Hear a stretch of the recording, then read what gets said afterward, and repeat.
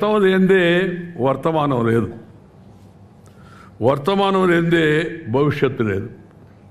అందుకే చరిత్రను సరిగా నమోదు చేయడం, చరిత్రను తెలుసుకోవడం చాలా అవసరం. ఆ లైన్ ఒకటి అండర్లైన్ చేసి చెప్తాను నేను. ఈ చరిత్రను సరిగా నమోదు చేయడం, దీనికి ఆ మాట అనడానికి ఒక బ్యాక్గ్రౌండ్ ఉంది, అది కూడా చెప్తాను నేను. చరిత్రను ఉన్నది ఉన్నట్టుగా నమోదు చేయడం మానవ సమాజానికి చాలా అవసరం. దురదృష్టవశాత్తు చరిత్ర చాలా వరకు నాకు కొంత అనుభవం ఉంది, కొంత వయసు కూడా ఉంది కాబట్టి కొంత చదివానండి. చదివంటే ఇది పెద్ద పుస్తకాలు చదవలేదు, కానీ నేను మానవ జీవితాలు చదివాను ఎక్కువగా. నా జీవితంలో నాకున్న అనుభవం అదే. నేను మామూలు పల్లెటూరులో వీధి బడిలో చదువుకున్నవాడిని, అందువల్ల పెద్ద పెద్ద పుస్తకాలు చదివేంటికి ఆసక్తి కానీ అలాంటి అవకాశం కానీ ఆ విధమైన ప్రయత్నం కానీ నేను చేయలేదు. మామూలు పుస్తకాలు చదివాను. కొంతమంది గాంధీ గారి గురించో, లేకపోతే పటేల్ గారి గురించో, లేకపోతే సుభాష్ చంద్రబోస్ గురించో, వివేకానందుడి గురించో, ఇలా కొంతమంది భారతీయ మహానాయకుల యొక్క జీవితాలను చదివాను. కానీ నేను అన్నిటికన్నా బాగా చదివానని చెప్పి నేను చెప్పుకోగలిగింది దేశ ప్రజల జీవితాన్ని బాగా చదివాను. దేశం అంతా తిరిగాను. ఇప్పుడే నేను శ్రీనివాసరావు చెబుతున్నాను, నేను నా జీవిత కాలంలో 520 జిల్లాలు తిరిగాను దేశంలో, 520 డిస్ట్రిక్ట్స్. 18వ సంవత్సరం మొదలుపెట్టి ఇప్పుడు 75వ సంవత్సరం దాకా. దానివల్ల కొంత జ్ఞానం, కొంత ఏదో నాలెడ్జ్ అంటారు కదా, అది కొద్దిగా ప్రాప్తించేందుకు అవకాశం ఉంది. కానీ ఎందుకు చరిత్ర వక్రీకరణకు గురైందని అంత పెద్ద మాట మీరు అంటున్నారంటే, ఇది నేననే మాట కాదు. ముఖ్యంగా ఈ భారతదేశం యొక్క ఉపఖండ చరిత్ర చాలా వక్రీకరణకు గురైంది, చాలా వరకు ధ్వంసానికి కూడా గురైంది. ఎలాగూ ఈ దారిలో పయనించేదానికి వెంకటేశ్వరరావు కొంత ప్రయత్నం చేశాడు. కాబట్టి నా సలహా ఏంటంటే, ప్రపంచ చరిత్ర గురించి రాశారు, మంచిది. భారతదేశం యొక్క చరిత్ర కూడా రాసేదానికోసం ప్రయత్నం చేయండి. మన దేశంలో మన చరిత్రలో అంతమంది మహనీయులు వాళ్ళు చేసినట్టు యొక్క అసమానమైన యొక్క సేవలు, త్యాగాలు, పోరాటాలు, వాళ్ళ జీవిత చరిత్ర అవి తగినంతగా గుర్తింపుకు రాలేదు, తగినంతగా వాటికి ప్రాధాన్యత ఇవ్వలేదు. ఎందుకంటే మనం ఒకప్పుడు ప్రపంచానికి విశ్వగురువు మనం, ఆ తర్వాత విధ్వంసానికి గురి, మన చరిత్రాత్మకమైన విషయాలన్నీ కూడా చాలా వరకు ధ్వంసం చేయబడ్డాయి. మన దేవాలయాలపైన ఇస్లాం ఆక్రమణ జరిగిన తర్వాత దేవాలయాలపై చాలా దేవాలయాలు పడగొట్టారు. దేవాలయాలపైన చాలా విజ్ఞానం ఉంటుంది. చరిత్రలో చాలా విషయాలు మనం దేవాలయాలపైన రాసిన వాటికి బయట తీయగలిగితే దాంట్లో తెలుసుకునే అవకాశం ఉంటుంది. వాటిని ముందు టార్గెట్ చేసి కేవలం మతం కోసమే కాదు, దాన్ని ధ్వంసం చేశారు వాళ్ళు. మన యొక్క భారతదేశం యొక్క చరిత్ర గొప్పతనాన్ని గురించి కూడా. ఈ తర్వాత ఈ పరాయి దేశాల వాళ్ళు కొంతమంది రాజ్య విస్తరణ కాంక్షతో వాళ్ళ రాజ్యాన్ని విస్తరించాలని చెప్పని వచ్చి ఈ మన చరిత్రను కొంతవరకు ధ్వంసం చేశారు. ఇంగ్లీష్ వాళ్ళు కూడా దాంట్లో ప్రధాన కారకులు అనే విషయం కూడా మనందరికీ కూడా తెలుసు.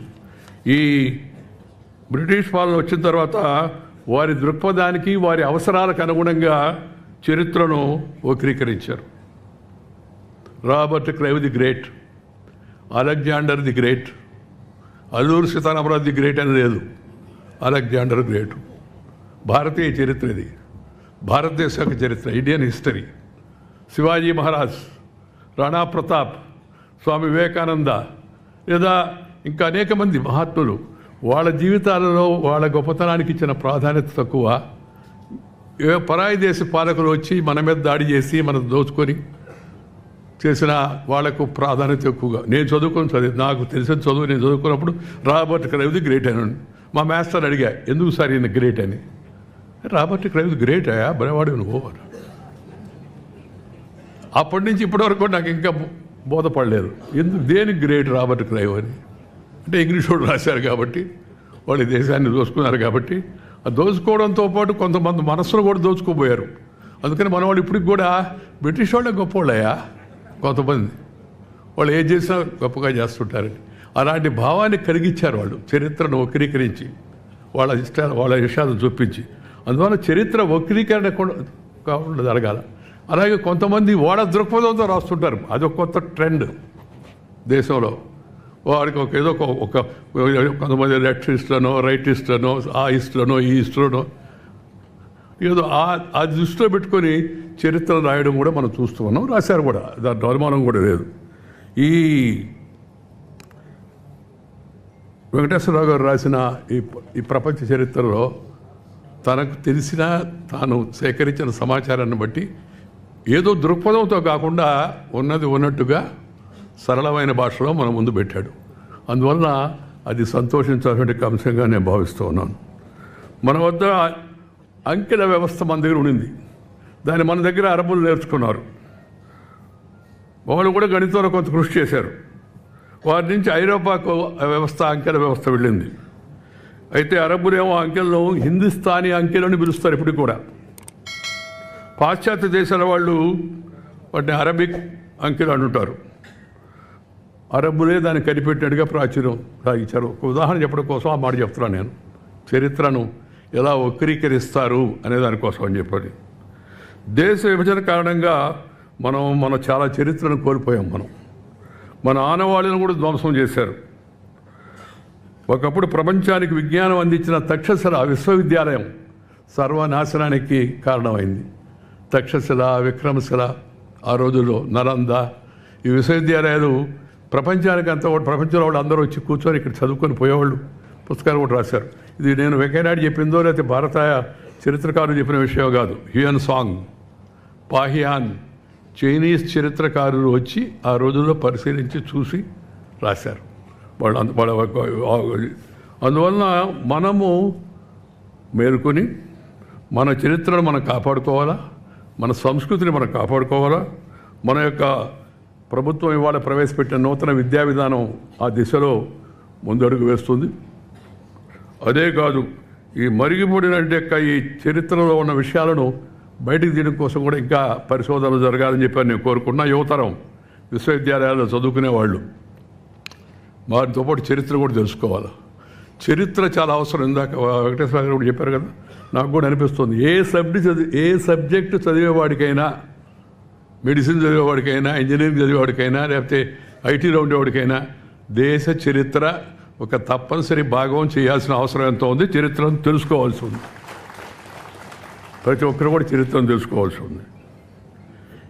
ఈ గుజరాత్లో అత్యంత ప్రాచీన నగరం ద్వారకా విశేషాలను పరిశోధించే లక్ష్యంతో పురావస్తు శాఖ రంగంలోకి దిగి సముద్ర గర్భంలో ఉండే ఆనవాళ్లను సేకరించే ప్రయత్నం చేస్తూ ఉన్నారు. ఇప్పుడు మనం పరిశోధనలు చేసేవాళ్ళు మరింతగా పరిశోధనలు చేసి సమగ్రంగా మన చరిత్ర, మన సంస్కృతి, మన ఆనవాళ్ళు, మన పద్ధతులు ఆదికాలం నుంచి, వేదకాలం నుంచి, పుణ్యకాలం నుంచి, పురాణకాలం నుంచి మన పూర్వీకులు అనుభవించి, రంగరించి, సేకరించిన యొక్క ఆ సమాచారము, విజ్ఞానము మనం ముందుకు తీసుకెళ్లే ప్రయత్నం చరిత్రకారులు చేయాలని చెప్పి నేను కోరుకుంటున్నాను. ఈ గతానికి సంబంధించిన యొక్క నమోదు, చరిత్ర మామూలుగా ఈ నమోదు తటస్థ వైఖరితో జరగాల. మళ్ళా నేను అండర్లైన్ చేస్తున్నది, తటస్థ వైఖరితో జరగాల. ఇజాలు దాంట్లో జొప్పించకూడదు ఎవరు కూడా. అందువలన చరిత్రను నమోదు చేసే వ్యక్తుల యొక్క దృక్పథాలకు అనుగుణంగా చరిత్రను తయారు చేయకూడదు. జరిగినట్టుగా సమాచారాన్ని సేకరించి భిన్న దృక్పథాలు ఉన్నవాళ్ళు కూడా చారిత్రాత్మక సత్యాలను అన్వేషించి దాని శాస్త్రంలో తీసుకెళ్లాలని చెప్పి నేను భావిస్తున్నాను. మన చారిత్రక అనేక ప్రదేశాల్లో ఉన్న అన్నీ కూడా శిథిలం అయిపోతున్నాయి. వాటిని కాపాడుకోవాల్సిన అవసరం ఎంతో ఉంది. చరిత్రలో యాత్రా సాహిత్యం ఉంది ఒక ముఖ్యమైన పాత్ర. యాత్రా సాహిత్యం నేను చెప్పాను కదా, కొద్దిగా నాకు ప్రాపంచిక పరిజ్ఞానం వచ్చిందంటే తిరగడం వలనని. మన దేశంలో తిరిగాను, విదేశాల్లో కూడా తిరిగాను. తిరిగి జనంతో నేను ఎక్కడికి వెళ్ళినా రాజకీయ నాయకుడిగా కూడా, మామూలుగా రాజకీయ నాయకుడు ఏం చేస్తుంటారు, విజిట్, ఒక meeting, press conference, night evening flight, return. నేను జీవితంలో ఒక లక్ష్యం పెట్టుకున్నా, ఎక్కడికి వెళ్ళినా సరే అక్కడ రాత్రి నైట్ హాల్ట్ చేయాలా.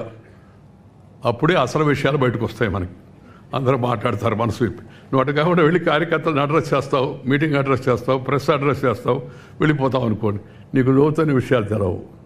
నేను ఆ దృక్పథాన్ని అనుసరించి ఎక్కడికి వెళ్ళినా రాత్రిపూట ఉండడం, వారితో గడపడం అలవాటు చేసుకోవడం వలన కొంత విషయ పరిజ్ఞానం వచ్చిందని చెప్పని నేను భావిస్తున్నాను. ఈ హ్యూయన్ సాంగ్ చాలా విలువైన సమాచారాన్ని సేకరించాడు. మన ప్రాచీన భారతదేశం యొక్క విద్యా వ్యవస్థను గురించి కూడా, ఆ రోజున సమాచారం గురించి కూడా అందించాడు. అది అంటే ఇందాక చెప్పాను కదా, ఈ యాత్రీ సాహిత్యం ఏతుందో దాన్ని చక్కగా నమోదు చేసే ప్రయత్నం ఆ రోజుల్లో అతను చేశాడు. కొంత యాత్రికులు సంపూర్ణ అవగాహనతో, తటస్థ వైఖరితో వివరాలు నమోదు చేస్తే భవిష్యత్తుకి మంచిగా ఉంటుందని నేను భావిస్తున్నాను. భారత్లో యాత్రా సాహిత్యం రాసిన వారు తక్కువే. తెలుగులో యాత్రా చరిత్రలో ఏనుగుల వీరాస్వామయ్య అని ఆయన రాసిన కాశీ యాత్ర చరిత్ర 1930-31 సంవత్సరంలో చాలా ముఖ్యమైనది. మొదటిది కూడా ఒక రకంగా చెప్పాలంటే యాత్రా సాహిత్యంలో. యాత్రా సాహిత్యం ద్వారా ఆయా ప్రాంతాల విశేషాలు, అక్కడ ప్రజల సాంఘిక సాంస్కృతిక జీవన పరిస్థితి తెలుగునేటికి అవకాశం ఆధారపడి ఉంటుంది. ఇప్పుడంతా ఫేస్బుక్, ఇన్స్టా, యూట్యూబ్ వంటి సామాజిక మాధ్యమాలు చొచ్చుకుపోతున్నట్టే ఈ రోజుల్లో ఈ ట్రావెల్ బ్యాగ్స్ కూడా వస్తున్నాయి. చూసింది చూసినట్టుగా, ఉన్నది ఉన్నట్టుగా వీటిలో నిక్షిప్తం చేయడం ఒక మంచి పరిణామం అని చెప్పి నేను భావిస్తున్నాను. ట్రావెల్ యాక్ట్స్ వరకు పర్వాలేదు, కానీ ముఖ్యమైన రాజకీయ పరిపాలనా అంశాలు, సమాజాన్ని విస్తృతంగా ప్రభావితం చేసే అంశాలు మాత్రం వక్రీకరణలు, అర్ధసత్యాలు ఇప్పటికి కూడా కనబడుతున్నాయి. ఈ సోషల్ మీడియా మొదట్లో చాలా పాజిటివ్గా ఉండేది. ఇప్పుడు సోషల్ మీడియా కాస్త యాంటీ సోషల్ మీడియాగా తయారైపోతుందని చెప్పి భయం కలుగుతుంది. అలాగే ఇప్పుడు రాబోయే రోజుల్లో ఆర్టిఫిషియల్ ఇంటెలిజెన్స్ అంటున్నారు. అది కూడా ఏం చేయగలదో నాకు అర్థం కాదు. నేను చెప్పాక నాకు అంత పెద్దగా చదువుకున్నవాడిని కాదు నేను. ఆర్టిఫిషియల్ ఇంటెలిజెన్స్లో నేను ఇక్కడ ఉంటే అక్కడ ఉన్నట్టుగా చూపించి ఇంకేదో చేస్తున్నట్టుగా చేస్తే ఏమవుతుంది, దీనికి పరిష్కారం ఏంది, సరైన పద్ధతిలో నడపగలిగితే మంచిదే. ఇప్పుడు సోషల్ మీడియాని కాస్త అదుపులో పెట్టాలనేది కేంద్రం ఏదో కొన్ని తీసుకొస్తుంటే దానికి గొడవ చేస్తారు. అంతా కూడా మీరు ఎట్లా కంట్రోల్ చేస్తారని. కంట్రోల్ చేయకపోతే వచ్చే పరిణామాలు ఏందో మీరు చూశారు. ఆంధ్రప్రదేశ్లో ముఖ్యంగా సోషల్ మీడియాని ఎలా వాడుకునేట్టుగా చేశారు. దాని పరిణామాలు ఏమిటి, దాని పరిణామాలు ఇప్పుడు కొంతమంది అనుభవిస్తున్నారు. అదేమంటే మేము అనుకోలేదు, నేను కాదండి, ఆయన ఎవరో ఎక్కడి నుంచో చెప్పాడు, ఆయన చెప్తే నీకు బుద్ధి ఉండబడలే చేయడానికి. సింపుల్. ఇది వేరే విషయం అనుకోండి. నేను రాజకీయాల్లోకి ఆ వ్యక్తుల గురించి పోను, నేను రాజకీయాల్లో లేను నేను ఇప్పుడు. అందువల్ల నాకు దాని గురించి పెద్ద ఇదే. కానీ జరుగుతున్న విషయాలు వాటి గురించి సహజంగా ఒక బాధ్యత కలిగిన పౌరుడిగా ఆందోళనగా ఉంటుంది. అందువలన చరిత్ర అనేది కేవలం చరిత్రకారులు లేకపోతే రచయితలకు మాత్రమే పరిమితం కాకూడదు.